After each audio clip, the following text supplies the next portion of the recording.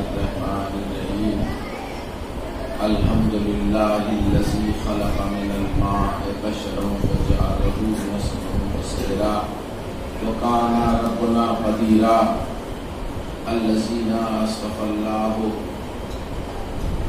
من عباد الصالحين وسيد المرسلين وخاتم النبيين ومحمد وشاهد مبشر ونذيرا وداعيا إلى الله بإذنه وجعله سراجا منيرا الذين أذهب الله عنهم الرجس أهل البيت ويطهرهم تطهيرا.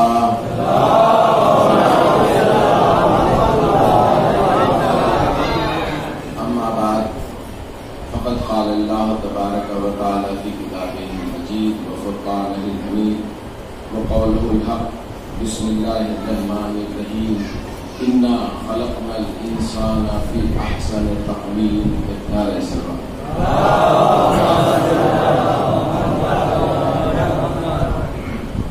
خالق کائنات اس سلسلہ کلام میں کچھ معروضات آپ کے سامنے اس سے قبل کی مجالس میں پیش ہو چکے ہیں کہ اللہ اپنی اس تخلیق پر خود ناز کر رہا ہے.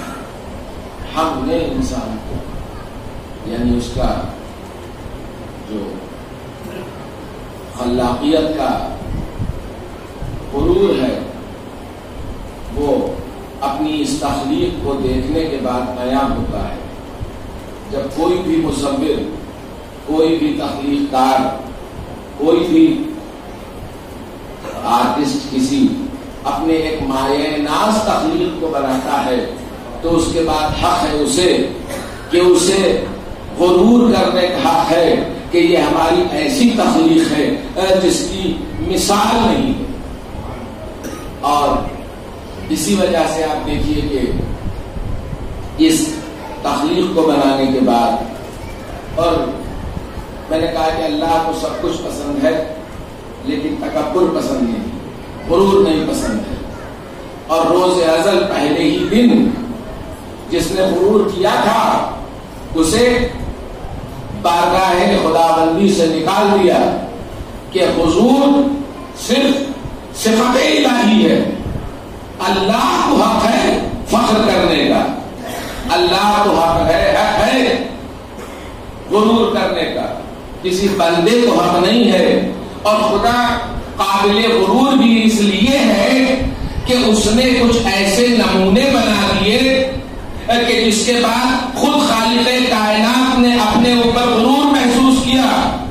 جوش ملیح آبادی اپنے ایک بند میں کہتے ہیں کہ وہ منظر کشی کرتے ہیں کہ جب خانہ کعبہ میں حضرت امیر المومنین کی ولادت ہوتی ہے، جب جناب علی ابن ابی طالب مولود ہوتے ہیں خانہ کعبہ میں، اور اس کے بعد جب آنکھیں نہیں کھولی ہیں اور رسول آئے ہیں تو جناب فاطمہ بنت اسد نے کہا ہے کہ اے بھتیجے ابھی تک اس نو مولود نے آنکھیں نہیں کھولی ہیں، تو کہا کہ چچی آپ اس مولود کو میری آغوش میں دے دیجئے. تو جیسے ہی علی آغوش رسالت میں آئے ہیں، علی نے اپنے ہاتھ پہ لیا ہے، رسول نے اپنے ہاتھ پہ علی کو لیا ہے اور لینے کے بعد دیکھا ہے، اور جب آنکھیں کھول کے روح رسالت دیکھا ہے حضور نے تو اب جوش کا یہاں پہ ایک بیت ہے، کہتے ہیں کہ جیسے ہی نصف نور ملا نصف نور سے، ایک نور کے دو ٹکڑے ہو گئے تھے نا، جیسے ہی نصف نور ملا نصف نور سے اپنے کو کردگار نے دیکھا غرور سے، اپنے کو کردگار نے دیکھا غرور سے. تو یہ وہ منزل تھی کہ جسے اللہ کو غرور محسوس ہوا کہ یہ ہماری وہ تخلیق ہے کہ اب اس سے بہتر تخلیق نہیں ہو سکتی ہے، یہ شاہکار تخلیق ہے. اور اسی انسان کو اگر آپ دیکھیے تو خالق کائنات نے وہ صفات عطا کی ہے کہ اس کے اندر یہ صلاحیت ہے کہ یہ اپنے کو ارتقا پذیر بنا لے، یہ اپنے کو ترقی دے لے. اگر یہ گرنا چاہے تو اتنا گر جائے کہ جانور نہیں بلکہ قرآن کہتا ہے جانور سے بدتر. اور اگر یہ اپنے کو عروج دینا چاہے تو یہ اتنا عروج دے دے کہ فرشتہ نہیں، فرشتے سے افضل، یعنی جہاں فرشتے نیچے نظر آئیں گے انسان کی حیثیت ایسی ہوگی کہ وہ فرشتوں سے بالاتر چلی جائے گی. اور اگر اپنے کردار کو گرانا چاہے تو اتنا گر جائے گا کہ صرف جانور نہیں بلکہ جانور سے بدتر ہو جائے گا. تو وجہ کیا ہے کہ اگر یہ گرنا چاہے تو جانور سے بدتر، اگر اٹھنا چاہے تو ملک سے بہتر. یہ صلاحیتیں تو کیسی ہیں؟ تو اس کا مطلب یہ ہے کہ اگر آپ اس کا تجزیہ کیجئے تو جانور میں کیا ہے؟ جانور میں اللہ نے صرف جذبات دیے، عقل نہیں دی، شعور نہیں دیا، ضمیر نہیں دیا، صرف جذبات ہے. اب اگر کوئی جانور چلا جا رہا ہے، کسی کھیت میں ہری گھاس نظر آئی تو اسے یہ پوچھنے کی ضرورت نہیں ہے کہ یہ میرے مالک کا کھیت ہے یا نہیں ہے، یہ کسی غیر کا کھیت ہے کہ نہیں. کیا ہے؟ جذبات غالب ہے. جذبات کے غلبے میں ٹوٹ پڑا اس ہری گھاس کے اوپر بغیر یہ دیکھے کہ کھانا چاہیے یا نہیں کھانا چاہیے، کھانا جائز ہے یا نہیں جائز ہے، صرف جذبات کے غلبے میں آ گیا. اب آپ کسی بھی عالم سے پوچھئے کہ یہ جو جانور تھی، یہ جو میری گائے تھی، اس نے فلاں آدمی کا بغیر اس مالک کے اجازت کے اس کا کھیت چر لیا، بتائیے کہ اس کے حق میں کتنے گناہ لکھے جائیں گے، اس جانور کے حق میں کتنے گناہ لکھے جائیں گے. تو کوئی عالم آپ کو یہ نہیں بتائے گا، کہا نہیں اس کے حق میں کوئی گناہ نہیں ہے. اس کے حق میں کوئی گناہ اس لیے نہیں ہے کہ اس کے پاس عقل نہیں ہے، اس کے پاس ضمیر نہیں ہے، عقل سے فیصلہ کرنے کی طاقت نہیں ہے. تو حضور والا اب انسان اگر کسی غیر مستحق کا مال کھا لے، اگر انسان کوئی ایسی چیز کا استعمال کر لے جو اسے نہیں کرنا چاہیے، مال غیر خرچ کر لے، تو پتہ چلا کہ نہیں اللہ نے انسان میں جذبات بھی دیے، عقل بھی دی، ضمیر بھی دیا. جب یہ تینوں چیزیں عطا کرنی خالق کائنات نے تو انسان صرف جذبات کا مجموعہ نہیں ہے. اب اگر عقل و خرد رکھنے کے بعد یہ اگر کسی کے مال پہ قابض ہوتا ہے تو یہ جانور نہیں ہے بلکہ جانور سے بدتر ہے. اگر اس لیے کہ اپنے سے عقل بھی ہے. اب اگر عقل و خرد و ضمیر کی آواز ہونے کے باوجود بھی یہ مال غیر حق قصد کرتا چلا جائے تو یہ سمجھ لو کہ یہ جانور نہیں ہے بلکہ جانور سے بدتر ہو گیا. اور آپ یہ دیکھیے کہ آپ اگر یہ اپنی رفتوں کو بلند کرنا چاہے تو بلندی کی وہ رفتیں ہیں کہ وہ صرف انسان نہیں، صرف ملک نہیں بلکہ ملک سے بھی بہتر ہو جاتا ہے انسان. اور میں آپ کو اس کی مثال دوں کہ شب ہجرت کا واقعہ، شب معراج کا واقعہ. کیا اللہ نے اپنے محبوب کو بلایا، سید الملائکہ کو بھیجا اور سید الملائکہ لے کے چلے سید الانبیاء کو. سید الملائکہ پیچھے پیچھے ہے، سید الانبیاء، سید الملائکہ آگے آگے ہے، سید الملائکہ سید الانبیاء پیچھے پیچھے ہے. اور رسول چل رہے ہیں، چلتے چلتے اب عرفان کی منزل یہ آئی کہ وہ تو وہیں کا رہنے والا ہے، وہ تو وہیں کا مکین ہے، یہ تو یہاں کے مکین ہے، یہ تو اس خاک پہ رہنے والے ہیں. لیکن اللہ نے کہا کہ ظاہری اسباب مت دیکھو، یہ دیکھو اصل کہاں کی ہے. اگر خاک بن کے خاکی رہتے تو یہ سمجھ لگے گا کہ ہمارے طرح ہے. انا بشر مثلکم کا مطلب یہ نہ سمجھ لینا کہ ہمارے طرح ہے، لباس بشری میں ہے. اصلاً ان کی حقیقت معصوم ہونا ہے. تو اب چلتے چلتے چلا وہ اس عالم نور کا باشندہ جبریل وہ جاتے جاتے ایک منزل پہ اس طرح پہ پہنچ گیا تو کہا کہ اللہ کے نبی بس ہماری تو یہ منزل، اب اس سے آگے اگر ایک قدم بڑھاؤں گا تو اب چل جاؤں گا. تو حضور والا جہاں پر سطح ملک ختم ہوتی ہے اس کے آگے سطح بشریت شروع ہوتی ہے.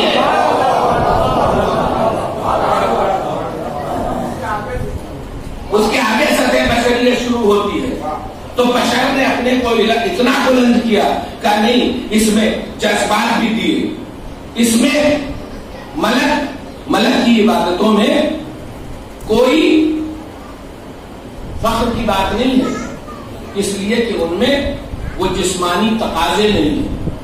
آپ نے سنا ہوگا روایات میں کہ کوئی ملک ہے کہ جو 70,000 سال سے رکوع میں ہے تو رکوع میں ہے، سجدے میں ہے تو سجدے میں ہے. اے بارے بلاہ اتنی عظیم عبادت کر رہے ہیں، ان کا علم تو کسی میں طاقت نہیں ہے، کسی کیلکولیٹر میں اتنی طاقت نہیں ہے کہ ان کے ثواب کو گر سکے.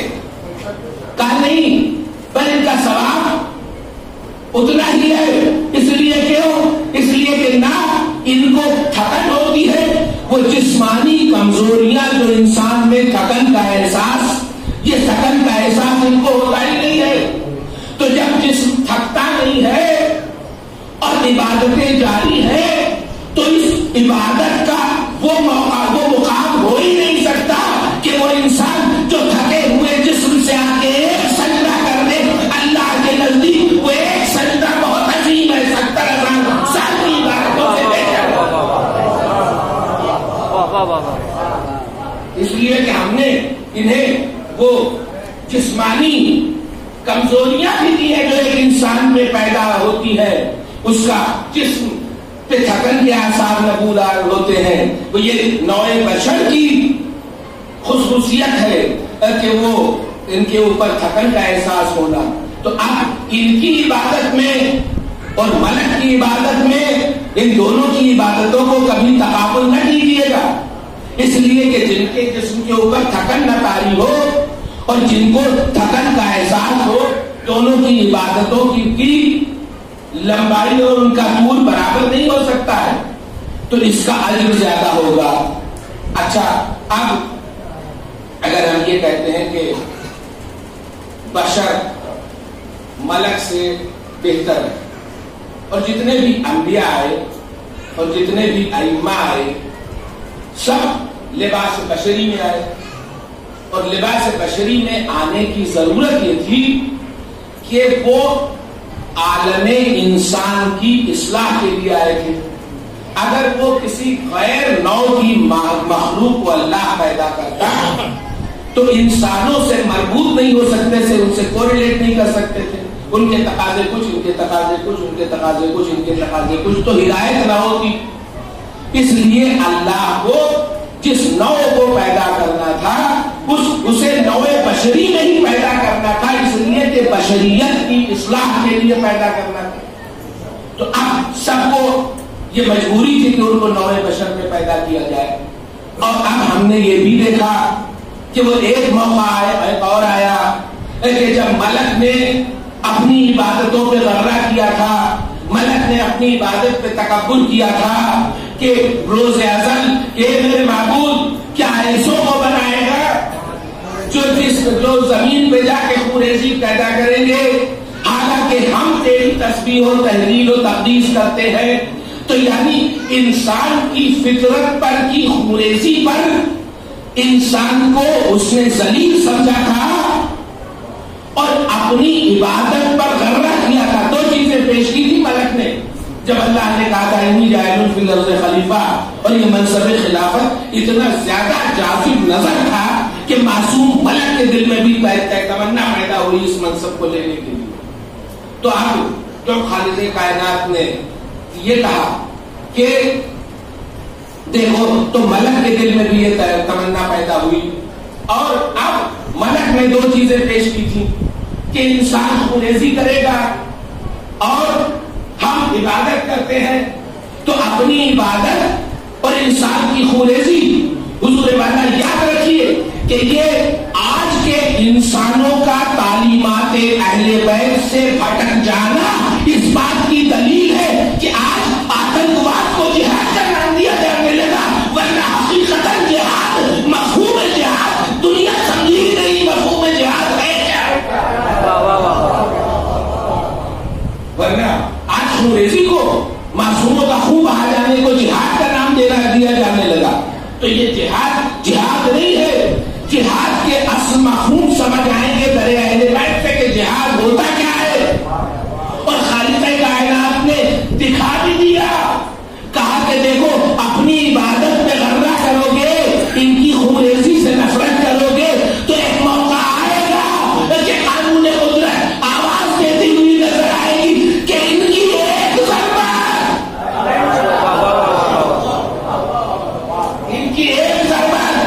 سکلے کی عبادتوں سے بھاری ہے، تو تمام دنیا جس میں ملائکہ بھی شامل ہے ان کی عبادتیں ایک طرف، علی کی چلی ہوئی ضربت ایک طرف۔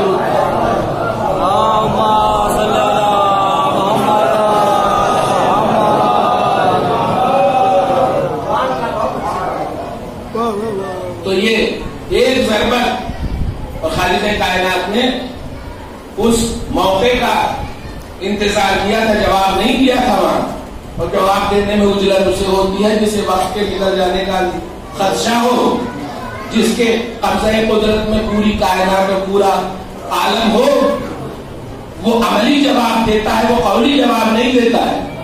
اس نے کر کے دکھا دیا، اس نے دکھایا کہ دیکھو یہ وہ ضربت ہے جس خوریزی کو تم یہ سمجھتے تھے کہ یہ خراب چیز ہے، یہ عبادتوں سے کمتر چیز ہے، تو آج اسی قتل کو اتنا زیادہ عظیم بنا دیں گے کہ تمہاری ساری عبادتیں ایک پلڑے میں رکھنے کے باوجود بھی سبک نظر آئیں گی۔ درود بھیجیے محمد۔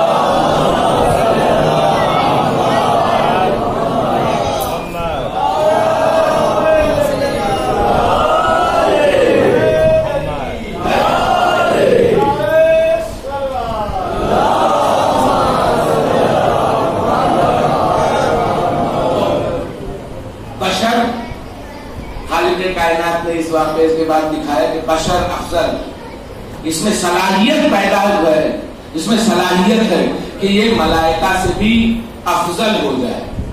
لیکن اب چلیے آئیے تاریخ کے برہم لڑتے ہیں اور تاریخ میں ذرا گہرائی میں جاتے ہیں تو دیکھیں کہ ہمیں تو کچھ ایسے واقعات بھی تاریخ کے دامن میں ملتے ہیں کہ جہاں بشر تو بشر، مجھے نبی بھی مرہون کرم نظر آتا ہے فرشتوں کا۔ آپ دیکھیے کہ جناب نوح کا واقعہ اگر آپ پڑھیے، اور اس مجمع میں کون ہے کہ جو جناب نوح سے واقف نہ ہو، تو جناب نوح کا بطفیل منبر آپ حضرات 12 سلسلہ تذکرہ سنتے رہتے ہیں۔ تو جناب نوح، اب جناب نوح نے 950 سال تبلیغ کی، اور اس تبلیغ کا جو تذکرہ قصائص انبیاء میں ہے کہ تبلیغ کرتے تھے اور لوگ پتھر مارتے تھے، اور پتھر اتنا برساتے تھے جناب نوح کے اوپر کہ وہ زخمی ہو جاتے تھے اور ان کا جسم پتھروں میں ڈھک جاتا تھا۔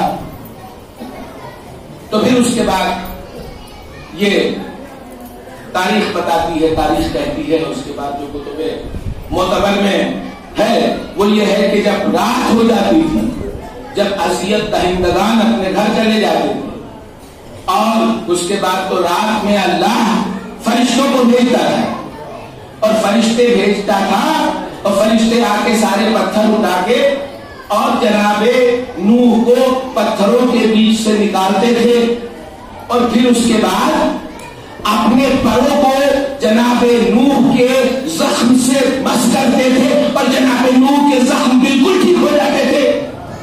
اب ذرا اس واقعے کو آپ اپنے ذہن میں رکھیے گا اور اس واقعے کی پوری منظر کشی کیجیے، اس واقعے سے آپ کیا نتیجہ نکالتے ہیں۔ واقعے سے نتیجہ یہی نکلتا ہے کہ نبی جب بیمار ہو جائے، نبی کو جب چوٹ لگ جائے، جب نبی زخم آلود ہو جائے تو ملک اس کو شفا دیتا ہے۔ ملک کے پروں سے بس ہونے کے بعد جناب نوح کے زخم ٹھیک ہوا کرتے تھے۔ قصائص انبیاء میں یہ پورا واقعہ موجود ہے۔ تو اب اگر اس واقعے کو دیکھنے کے بعد آپ یہ کہیے تو کون کہہ سکتا ہے کہ ملک افضل نہیں ہے؟ اس لیے ملک بطور طبیب ہے، ملک بطور شفا دہندہ ہے، ملک شفا دے رہا ہے اور نبی شفا پا رہا ہے۔ تو اے میرے معبود، اگر واقعہ نوح کو ہم دیکھیں تو یہاں جو تو نے کہا کہ ملک کے بشر افضل ہے ملک سے، یہاں تو فلسفہ الٹا نظر آ رہا ہے۔ یہاں ملک بہتر نظر آ رہا ہے، یہاں بشر شفا پا رہا ہے، ملک شفا دے رہا ہے، بشر شفا پا رہا ہے، ملک اپنے پروں کو مس کر رہا ہے، نبی کے زخم سوکھ رہے ہیں، نبی بہتر ہوتا چلا جا رہا ہے، نبی صحت مند ہوتا چلا جا رہا ہے۔ تو میرے معبود یہ کیا ہے؟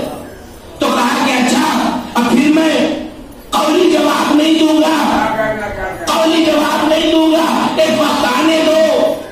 کیا ایک جزیرے میں پڑا ہوا ہے فطرس، اب ایک فطرس ایک جزیرے میں معتوب الہی بن کے پڑا ہوا ہے، اور اس کے بعد اب فرشتے جوق در جوق زمین کی طرف نازل ہو رہے ہیں۔ ایک بارگی فطرت نے آواز دی کہ بھائی کیا قیامت آ گئی؟ ارے تم باشندگان عرش آج زمین پہ جوق در جوق کیوں جا رہے ہو؟ کہا ہے فطرت تمہیں نہیں معلوم کہ آج رسول کے ہاں اس نواسے کی ولادت ہوئی ہے جو فخر کائنات ہے۔ آج اس نواسے کی ولادت کے لیے ہم جو سب تہنیت کے لیے جا رہے ہیں، ہم سب تہنیت کے لیے جا رہے ہیں۔ تو برباد رضا اب اس نے آواز دی، یہ معصوم ملک ہے جو مشیت الہی کے بغیر کوئی عمل نہیں کرتا۔ تو میں کہتا ہوں کہ اب ملائکہ کا فطرس کے پاس اترنا اور ٹھہرنا، میں کہتا ہوں اسے ملائکہ کی ہمدردی نہ کہیے، یہ منصوبہ الہی ہے۔ یہ ملائکہ کی ہمدردی نہیں ہے، یہ منصوبہ الہی ہے کہ ملک اترے۔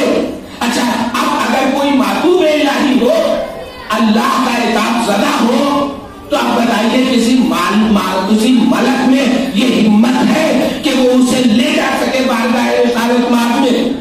اس کا مطلب یہ ہے کہ یہ بھی خود ملک نے اپنی مرضی سے نہیں کیا، یہ بھی منصوبہ الہی کا جز ہے کہ فطرس کو لے کر کے جاؤ ادھر۔ اب ادھر فطرس جاتا ہے اور جانے کے بعد اب کیا کہا جاتا ہے؟ میں کہتا ہوں کہ رسول کو یہ کہنا چاہیے کہ ہمارے جس نواسے کی ولادت ہوئی ہے لے جاؤ فطرس کو، اب اس کے جسم سے، حسین کے جسم سے اس کو مس کر دو۔ لیکن کیا کہا کہ حسین کے جسم سے مس مت کرو، یہ کہا کہ وہ حسین کا گہوارہ ہے، حسین کے گہوارے سے اس کو مس کر دو۔ بس ارباب اعضا جیسے ہی حسین کے گہوارے سے فطرس کو مس کرنا تھا، فطرس کے بالوں پر اس طرح اگا ہے کہ جیسے برسات کے موسم میں سبزہ اگتا ہے، اس طرح سے بالوں پر نمودار ہو گئے۔ اب بالوں پر نمودار ہونے کے بعد یہ اللہ کے رسول یہ کہتے تھے کہ حسین کے جسم سے مس کر دو، وہ گہوارہ جس میں حسین ابھی لیتے نہیں ہے، وہ گہوارہ جو صرف حسین سے منسوب ہے، اس میں شفا کی اتنی قوت آ گئی کہ وہ اس سے بس ہونے کے بعد فطرس کے بالوں پر دوبارہ اگائے۔ تو بس ارباب اعضا یاد رکھیے کہ یہی کہنا تھا کہ حسین کا صرف جسم نہ دیکھو کہ جو حسین کے جسم سے مس ہو، بلکہ جو چیز بھی حسین سے منسوب ہو جائے اس میں وہی صلاحیتیں پیدا ہو جاتی ہیں۔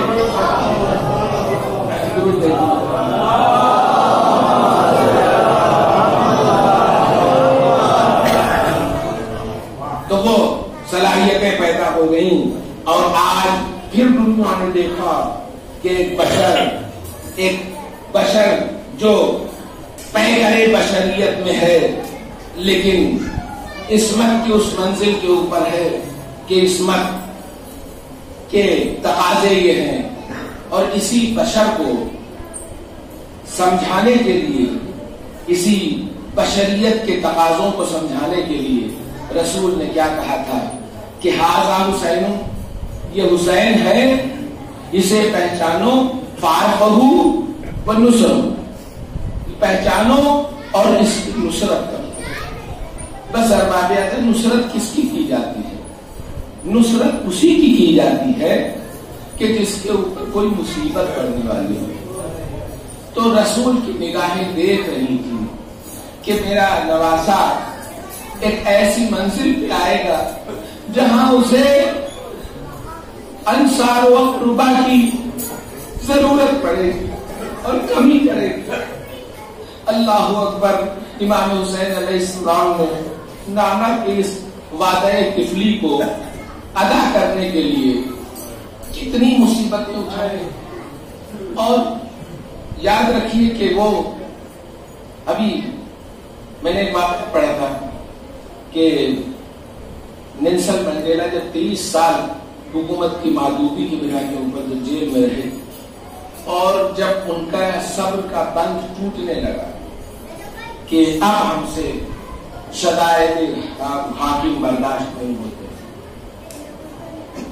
کہنے لگے کہ اب ہم سرنڈر کرتے، بہت جنگ ہو گئی، بہت اپنے موقف کے اوپر ڈٹے رہے، لیکن اب 23 سال جیل میں گزر گئے اور اتنی پریشانی ہے بچے، لیکن جس رات میں انہوں نے دیکھا، بس انہیں ایک خود اپنے کتاب میں لکھتے ہیں وہ کہ جو انہوں نے نیلسن منڈیلا نے لکھا ہے، انہوں نے کہا کہ بس اس رات مجھے واقعہ کربلا یاد آ گیا، اس رات مجھے واقعہ کربلا یاد آ گیا کہ ارے میری قربانی کیا ہے؟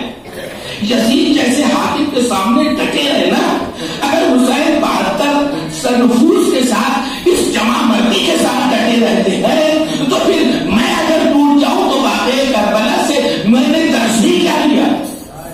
پورا واقعہ کربلا جناب نیلسن منڈیلا نے اپنی تحریک آزادی کے اوپر لکھا ہے کہ مجھے پوری تحریک آزادی کی 23 سال بعد جب میری ہمت ٹوٹنے لگی تھی تو مجھے حوصلہ دیا کربلا نے، اور اس کے بعد اللہ نے وہ دن بھی دکھایا کہ انہوں نے ساؤتھ افریقہ کو آزاد کرا کے دکھا دیا۔ تو آپ یاد رکھیے کہ حسین، یہ تحریک آزادی، یہ تحریک حسین، یہ زندہ تحریک ہے، آج بھی لوگوں کو، مردہ قوموں کو زندہ کر رہی ہے۔ یہ ایسا نہیں ہے کہ کربلا میں کوئی واقعہ ہوا تھا اور واقعہ ہوا اور واقعہ ختم ہو گیا۔ یہ تحریک ایک زندہ تحریک ہے، اس لیے کہ زندہ اس لیے ہے کہ اس تحریک کے لیے جتنا خون بہایا گیا، سعید لدھیانوی نے کہا تھا کہ ظلم تو ظلم ہے، بڑھتا ہے تو مٹ جاتا ہے۔ ظلم کی قسمت میں ہے کہ جب ایک فنا ہو جاتا، ظلم تو ظلم ہے، بڑھتا ہے تو مٹ جاتا ہے، خون پھر خون ہے، ٹپکے گا تو چھپ جائے گا۔ خون جب ٹپکتا ہے تو خون جم جاتا ہے۔ تو یہ خون حسین علیہ السلام ایسا ہے کہ جو جس کی تابناکی کسی ایک زمانے کے لیے محدود نہیں ہے، جس کی تابناکی آئندہ آنے والی نسلوں کے لیے محفوظ ہے۔ امام حسین وہ جذبہ دے کے گئے ہیں، اور میں کہتا ہوں کہ کیا کہنا امام حسین کی اپنی ذات کا۔ بس اب آج جناب سیدہ کو ان کے اس لہو لہان لال کا پرسہ دینے کے لیے کہ جس کے لیے حضور والا ہم سنتے آئے ہیں کہ معصومہ کی یہ تمنا تھی کہ میرے لال پہ روئے گا کون، تو معصومہ نے یہ نہیں کہا تھا کہ میرے لال کی نصرت کون کرے گا، معصومہ نے کہا تھا کہ یہ میرے لال پہ روئے گا کون۔ تو یاد رکھیے کہ یہ رونا بھی ایک ایسی تحریک ہے کہ چلتے ہوئے مسافر کو اپنی طرف متوجہ کر لیتی ہے، اور انسان وجہ پوچھنے پہ مجبور ہو جاتا ہے کہ بھائی یہ انسان رو کس لیے رہا ہے۔ کوئی شخص اگر ہنستا ہوا آپ نظر آئے تو شاید انسانیت متوجہ نہ ہو اس کی طرف، لیکن اگر کسی انسان کو آپ سڑک پہ روتا ہوا دیکھیں تو درد دل یہ کرتا ہے کہ تھم جاؤ، ذرا اس کے مزاج پرسی کرو، وجہ پوچھو، اگر کسی طرح کی کوئی مدد ہو سکتی ہے تو مدد کرو۔ تو بس ارباب اعضاء امام حسین علیہ السلام کے واقعے میں یہ جو عزاداری کا عنصر ہے یہ بھی اتنا مؤثر عنصر ہے کہ جس کی کوئی مثال نہیں پیدا ہو سکتی ہے۔ اور بس یہ دیکھیے کہ امام حسین علیہ السلام نے واقعہ کربلا میں جتنی قربانیاں پیش کی، آپ دنیا کے سورماؤں کی، دنیا کے ان لوگوں کی شہیدوں کی قربانیاں دیکھیے، آپ کو یہ ملے گا کہ فلاں شہید نے فلاں چیز کی قربانی دی۔ لیکن مہاراجا پرتاپ کے بارے میں آپ دیکھیے تو چلا وطن کیے گئے، وطن کی قربانی ہے، جان کی قربانی ہے، اہل و عیال کے بے سر و سامانی کی قربانی ہے۔ ایک ایک قربانیاں ایک ایک شہید کے لیے آپ کو ملے گی، لیکن حسین کی قربانی ایسی قربانی ہے کہ جس میں آپ کو یہ ڈھونڈنا پڑے گا کہ کون سی قربانی ایسی ہے کہ جو حسین نے نہیں دی۔ ارباب اعضاء ہر وہ قربانی، ترک وطن کی قربانی، اللہ اکبر، جس وقت مدینہ چھوڑا ہے امام حسین علیہ السلام نے، میں کہتا ہوں کہ مولا کو شاید وہ کرب شب عاشور بھی نہیں تھا جو صبح سفر سے قبل رات میں تھا۔ کبھی بار بار نانا کے مقبرے پہ جاتے ہیں، کبھی ماں کے پہلو میں جا کے لہر سے لپٹ کے لیٹ جاتے ہیں، اے ابا یہ مرکز ہم سے چھڑایا جا رہا ہے۔ ارباب اعضاء بس جب چھوڑ کے جانے لگے ہیں تو قبر سے آواز آئی، اے میرے ماجا، اے میرے لال، ارے تو سفر کر، لیکن میں بھی اپنے مرکز میں نہیں رہوں گی، تیرے قافلے کے پیچھے پیچھے۔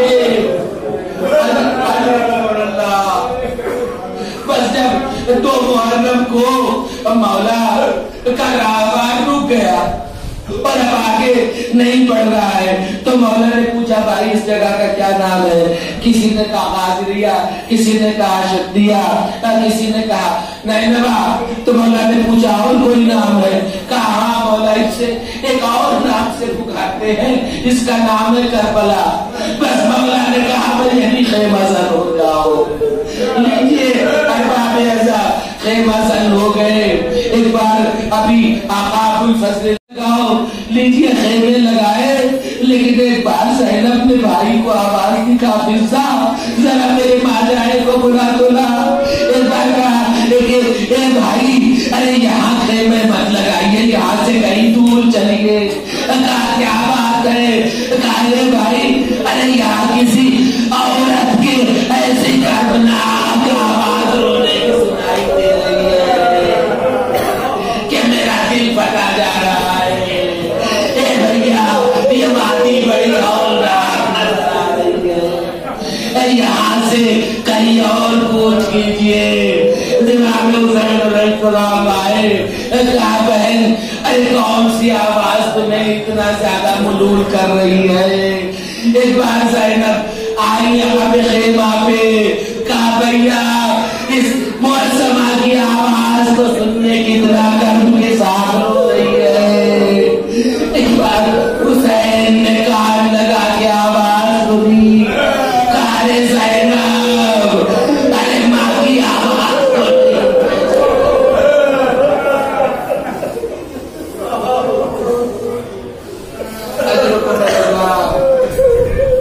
اجرکم اللہ۔ بس آج آخری الوداعی پرسہ عثمان کو دے لیجیے کہ جس نے تمنا کی تھی، جو رومال لے کر کے ایک ایک کے پاس جاتی ہے کہ میرے بیٹے کے سوگ کا ماتم، میرے اس کے آنسو، تو بس ارباب اعضاء آپ امام حسین خیمہ زن ہوئے۔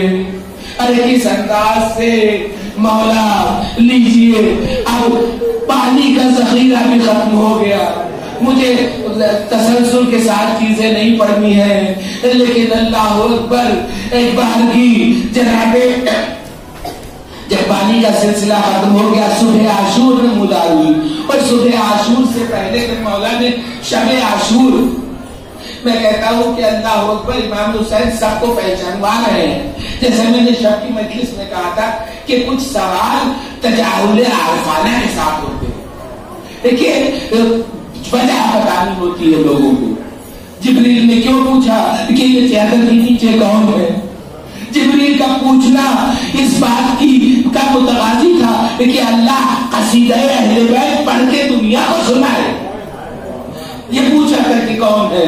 تو آج جب حضور والا یہاں پہ مولا امام حسین علیہ السلام آئے ہیں، اور اس کے بعد جب ہم دیکھ رہے ہیں مولا کے سب آزمائے ہوئے ہیں. ایسا نہیں کہ کسی کی وفا کے اوپر امام حسین کو رتی بھرا کر بھی کوئی شک نہیں ہے، لیکن مولا اپنے جانثاروں کا کردار دنیا کو دکھا رہے ہیں، اپنے کرداروں کا دنیا کو دکھا رہے ہیں. ارے ادھر ایک طرف حکم ہے کہ لوگوں کو قیدی بنا بنا کے کربلا بھیجو، ظلم و تشدد کے ساتھ لوگوں کو کربلا کو بھیجو، ادھر گرفتار کر کے لوگ کربلا کے سپاہی لے جا رہے ہیں، ادھر میدان کربلا میں حسین کا اطمینان نفس دیکھیے کہ وہ آزادی دے رہے ہیں، جس کا دل چاہے چلے جاؤ. ایک طرف غلامی، ایک طرف آزادی بٹ رہی ہے، جس کا دل چاہے چلے جاؤ. بس امام حسین علیہ السلام نے جو آخری خطبہ شب عاشور دیا ہے وہ کہا ہے کہ یزید صرف میری جان کا پیاسا ہے، اور اگر میں اس کی بیعت کر لوں تو معاملہ حل ہو جائے گا، لیکن میں اس کی بیعت نہیں کرنے والا ہوں، لہذا میں اپنی جان دینے کے لیے تیار ہوں. تو لوگ یہ کہہ سکتے تھے یہ نواسہ رسول، ہم تو جنت کی لالچ میں آپ کے ساتھ آئے ہیں، ہم تو جنت کی تمامی آپ کے ساتھ آئے ہیں. اور بس امام حسین علیہ السلام نے یہ خدشہ بھی دور کر دیا. کہا دیکھو اگر تم یہ چاہتے، یہ تمہارے دل میں خیال ہے کہ تم مجھے یہاں چھوڑ کے چلے جاؤ گے تو تمہاری عاقبت خراب ہو جائے گی. تو میں حسین تم سے وعدہ کرتا ہوں کہ وہاں جنت میں تمہیں اپنے ساتھ ایسے ہی رکھوں گا جیسے یہاں ہو. لیجیے پروانے جنت بھی امام حسین علیہ السلام نے عطا کر دیا. اب اس کے بعد میں کہتا ہوں اللہ رے نفسیات نباز نفسیات انسانیت، امام حسین علیہ السلام کتنے نباز ہیں فطرت کے. پھر ایک بار یہ ہے کہ اچھا وہ سوال جو مورخ وقت کا مورخ کر سکتا تھا، جس کے ذہن میں کوئی سوال آ سکتا تھا، وہ سوال امام حسین علیہ السلام شب عاشور کر رہے ہیں کہ اچھا اگر تمہارے دلوں میں شرم حائل ہے کہ ایک دوسرے کا چہرہ دکھائی دے رہا ہے، اگر ہم اٹھ کے چلے جائیں گے تو لوگ کیا کہیں گے، شرمسار محسوس کر رہے ہو، شرمندگی محسوس کر رہے ہو، تو جو ہم چراغ کھل کیے دے رہے ہیں. دیکھیے یہ مرحلہ بھی امام حسین علیہ السلام نے سالو کر دیا. پھر اس کے بعد ایک اور نفسیاتی سوال کہ اچھا تو اگر کوئی جب لوٹ کے جاؤ گے تو لوگ یہ تانا دیں گے کہ نواسہ رسول کو نرغے عذاب تنہا چھوڑ کے چلے آئے، تو میں تم کو اجازت دیتا ہوں کہ میرے بنی ہاشم میں ایک کو اپنے ساتھ لیتے چلے جاؤ. دیکھیے یہ خدشہ بھی دور کر دیا. اللہ اکبر، امام حسین علیہ السلام زندگیاں بانٹ رہے تھے میدان کربلا میں. اللہ کی حریت. اور میں کہتا ہوں کہ کوئی یہ نہیں کہہ سکتا کہ امام حسین نے کسی کے اوپر جبر کیا ہو. ہر انسان، ہر نفس کربلا اپنی حریت نفس کے ساتھ امام حسین علیہ السلام کے قربان ہوا، سب کو آزاد کر دیا. اب اس کے بعد ہر انسان اپنی حریت نفس کا مظاہرہ کر رہا ہے. اور ارباب عذاب اس کے بعد کیسے جانے صاحب کہ اب جب نماز ظہر ہوئی تو ایک بار ابو شامہ سیدابی کہتے ہیں اے مولا، آپ نے آسمان کی طرف رخ کیا اور کہتے ہیں اے مولا یہ اول وقت نماز ہے. میں کہتا ہوں کہ اللہ اکبر، معرفت اصحاب حسین اللہ نے معرفت. اور اسی لیے تو ہم کہتے ہیں کہ زیارت ناہیہ میں، زیارت عاشورہ میں پڑھتے ہیں السلام علیکم یا انصار دین اللہ. ایک دین کی خدمت کرنے والوں، السلام علیکم یا انصار رسول اللہ، اے رسول کی مدد کرنے والوں، السلام علیکم یا انصار فاطمہ الزہرا، اے فاطمہ زہرا کی مدد کرنے والوں کو۔ اللہ اکبر۔ مقام اصحاب حسینی کوئی سمجھ سکتا ہے؟ مقام اصحاب حسینی کسی میں طاقت نہیں ہے جسے ہمارا امام کہے کہ ہمارے ماں باپ تم پر فدا ہو جائے۔ کسی انسان میں طاقت ہے کہ ان کے مرتبے کو اندازہ کر سکے؟ معصوم غیر معصوم پہ فدا ہونے کو تیار ہے۔ اللہ اکبر۔ یہ وہ معصوم کردار ہے کہ جن کے بارے میں زیارتوں میں آیا ہے کہ آپ نے دین کی خدمت کی، آپ نے اللہ کی خدمت کی، آپ نے رسول کی خدمت کی، آپ نے علی کی خدمت کی، آپ نے فاطمہ کی خدمت کی۔ تو اللہ اکبر۔ اس نے جناب ابو ثمامہ سیداوی دیکھتے ہیں آسمان کی طرف، مولا اول وقت نماز ہے۔ اللہ اکبر۔ امام حسین علیہ السلام نے دعائیں دی، اور میں کہتا ہوں معرفت اصحاب حسینی تو دیکھیے، کہتے ہیں اے مولا یہ زندگی کی آخری نماز ہے، ابھی ہنگامے عاشور برپا نہیں ہوا ہے۔ اجرکم اللہ۔ یعنی جو نگاہیں اس وقت دیکھ رہی ہے وہ وہی نگاہیں ابو ثمامہ سیداوی بھی دیکھ رہی ہے کہ مولا یہ زندگی کی آخری نماز ہے، چاہتے ہیں کہ آپ کی ابتدا میں ہو جائے۔ امام نے دعائیں دی، اے ابو ثمامہ اللہ تمہیں نماز گزاروں میں شمار کرے۔ اللہ اکبر۔ لیجیے صفیں مرتب ہونے لگی، صفیں مرتب ہوئی، اور صفیں مرتب ہونے کے لیے مولا اقتدار میں کھڑے ہوئے۔ بس ادھر سے نماز شروع ہوئی، ارے ادھر سے تیر آنا شروع ہوئے۔ اللہ اکبر۔ بس امام کے اصحاب میں سے دو جیالے اصحاب کھڑے ہوئے اور کہتے ہیں اے مولا آپ سکون سے نماز پڑھیے، ہم ان تیروں کو اپنے جسم پہ روکتے ہیں۔ اللہ اکبر۔ ایک بار زہیر، ایک بار سعید ابن عبداللہ، امام کے لشکر کے دو صحابی نکلے اور امام کے آگے کھڑے ہو گئے۔ میں کہتا ہوں کہ تاریخ نے لکھ دیا اور ہم نے پڑھ لیا۔ ذرا تصور سے سوچئے گا کہ اس طرح کے تیروں سے آنے کے میل کو ارے دو صحابیوں نے کس طرح روکا۔ میں کہتا ہوں کہ یہ جیسے بجلی ہوگی کہ جو جدھر تیر جا رہے ہیں اپنے سینے پہ روکتے چلے جا رہے ہیں۔ اللہ اکبر۔ اور تاریخ لکھتی ہے کہ جب تک ابو ثمامہ، جب تک جناب زہیر غیر، جناب سعید ابن عبداللہ ابھی جب تک رہے، امام کے جسم مطہر پہ کوئی تیر نہیں لگ سکا، تب تک امام کے جسم مطہر پہ ایک تیر بھی نہیں لگ سکا۔ اللہ اللہ۔ جناب زہیر کون؟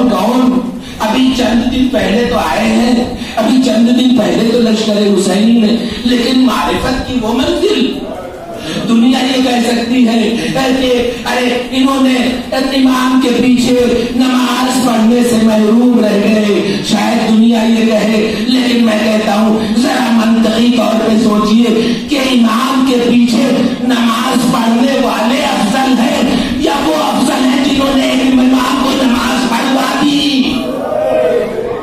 جن کے دفاع کی بنا کے اوپر، جن کے وجہ بس ادھر امام نے سلام پھیرا نماز ظہر کا، ادھر ایک بار زہیر تیورا کے گرے، ایک بار سعید تیورا کے گرے، امام فوراً پہنچے، سر کو اٹھا کے اپنی زانوں پہ رکھا، ایک بار زہیر کہتے اے مولا کیا اجازت ہے کہ میری روح میرے جسم سے مفارقت کرے؟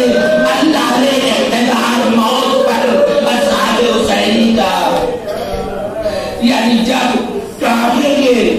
تک نصرت امام کی آخری منزل میں عطا ہو جائے۔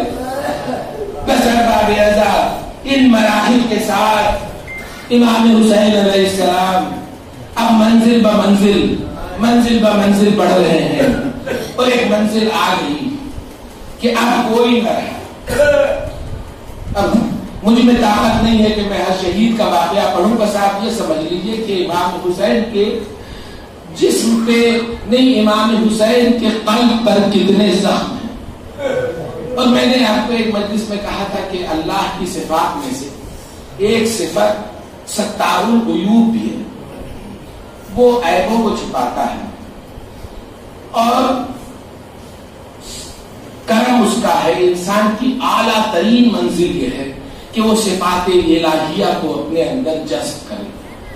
انجذاب صفات الہیہ انسانی فطرت کی سب سے کمال اولا ہے، وہ کمال کی منزل ہے کہ انسانی فطرت کو، اور اللہ کی صفات میں ایک صفات، جناب شہادت علی اصغر کو آپ نے بہت انداز سے سنا ہوگا، پر ایک نیا گوشہ، ایک نئی فکر آپ کے سامنے پیش کرتا ہوں کہ اللہ کے صفات میں ایک صفت یہ بھی ہے کہ وہ ستار العیوب ہے، وہ عیوب کو چھپاتا ہے۔ حضور والا سارے شہداء کے لاشیں پڑے ہیں، شہداء کے سارے لاشیں پڑے ہیں، امام نے کسی لاشے کے ساتھ وہ انفرادی اور وہ خصوصی اور وہ امتیازی عمل نہیں کیا جو لاشے علی اصغر کے ساتھ کیا ہے، اس لیے کہ یہ انسانیت کا سب سے بڑا جرم ہے، شقی القلبی کا سب سے بڑا جرم ہے۔ اس لیے کہ باقی لوگوں کے بارے میں تو یہ کہا جا سکتا ہے کہ وہ میدان میں اپنے پیروں سے چل کر لڑنے آئے تھے، تو ہو سکتا ہے کہ کسی ذہن میں آئے کہ جو یزیدی فوج نے جنگ کی تھی وہ جنگ دفاعی جنگ، ایک یہ تصور پیدا ہو سکتا ہے کہ وہ جنگ دفاعی تھی، اس لیے کہ گھوڑے پہ سوار ہو کے آئے تھے، میدان جنگ میں چل کے آئے تھے، تو کسی کے بارے میں تو یہ تصور ہو سکتا ہے، مگر جناب علی اصغر کے بارے میں یہ تصور نہیں ہو سکتا کہ یہ دفاعی جنگ کے لیے آئے تھے، خود اپنے پیروں سے چل کے نہیں آئے تھے، پانی پلانے باپ لے کے آیا تھا، پانی مانگنے آئے تھے، جنگ کرنے نہیں آئے تھے، لیکن اللہ اکبر، اس جنگ کے آنے پہ، حضرت علی اکبر کے میدان جنگ میں آنے کے بعد، باپ کے ہاتھوں پہ آنے کے بعد، سوال آپ کرنے کے بعد، اور جواب سوال آپ میں ہرملا کا تیر، یہ اتنا بڑا انسانیت سوز جرم تھا کہ قیامت تک کے آنے والی انسانیت قوم یزید اور ہرملا کو معاف نہیں کر سکتی تھی۔ تو زین نے کہا کہ اللہ ستار العیوب ہے، تو تمہارے سب سے بڑے عظیم گناہ کو میں ڈھانپ دیتا ہوں زمین کے نیچے، تاکہ آنے والی تاریخ تمہارے ظلم کو آشکار نہ کر سکے۔ خصوصی طور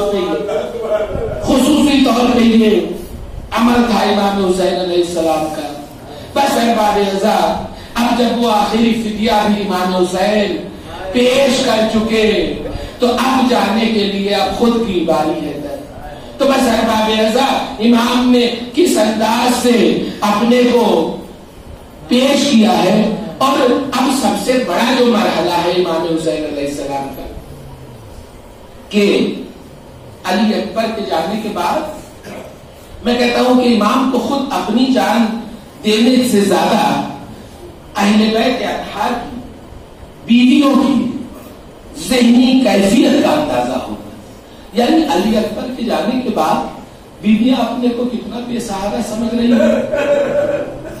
عباس کے جانے کے بعد زینب کا نوحہ کہ بھیا وہ آنکھیں اب چین سے سوئیں گی تو تمہاری حیبت میں جاگا کرتی تھی، تو اب کتنا اپنے کو غیر محسوس کر رہی ہوگی سیدانیہ۔ تو اب امام حسین علیہ السلام کو سب سے بڑا مرحلہ جو ہے وہ بیویوں سے رخصت کا مرحلہ ہے۔ تو ایک بار کی اب بیویوں کا رخصت کا مرحلہ ہے، اور حسین کی آنکھیں جو دیکھ رہی ہیں ان کے نزدیک ارباب اعضا یہ سب سے بڑی منزل ہے۔ ایک بار کہا گیا ہے، مولا نے کہا کہ بے فضا ذرا ایک خیمہ خالی کراؤ۔ دیکھیے فضا نے ایک خیمہ خالی کیا اور کہا فضا میری ساری بہنوں کو کہو کہ خیمے میں جمع ہو جائے۔ حسین کی ارے